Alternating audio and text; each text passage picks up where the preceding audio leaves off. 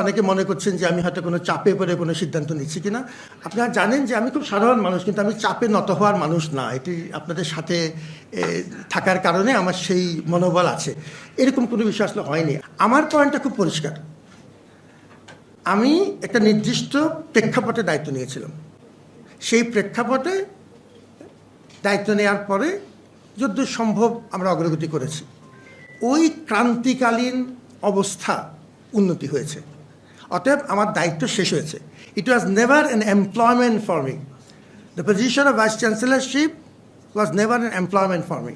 It was a special responsibility, এবং সেটিকে আমি treated them this responsibility as a public trust. সেই দায়িত্বটুকু আমার মনে হয়েছে যে যেহেতু ক্রান্তিকালীন অবস্থা এখন আর নেই, পরিস্থিতি ভালো হয়েছে, আমি আমার দায়িত্ব শেষ করে আমার যে মূল কাজ শিক্ষকতা ফেরত যেতে চাই। আর আমি বাবা বুড়া হয়েছি, আমার বিশ্রামের প্রয়োজন হচ্ছে। এখন পর্যন্ত একটা ইন অল ফেয়ারনেস একটা কথা বলতে হবে যে আমি রাজনৈতিক দলগুলোর কাছ থেকে সহযোগিতা পেয়েছি। এটা না বললে তাদের প্রতি অবিচার হবে। আমি বিশ্ববিদ্যালয়ের স্বার্থে বিএনপির প্রধানের কাছে গিয়েছি, জামাতের প্রধানের কাছে গিয়েছি, এনসিপির প্রধানের সাথে কথা বলেছি।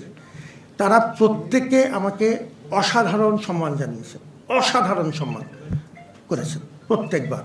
তারা খুব ভালো মতোই জানেন যে আমি রাজনীতির মানুষ না, কিন্তু তারা আমাকে সম্মানটুকু দেখিয়েছেন। ডাকসুই বলেন বা তার আগের পরিস্থিতিটা বলেন, 11 মাসের যে প্রস্তুতি, কোনো রকম বড় মাপের এই সংঘাত রক্তপাত হয়নি।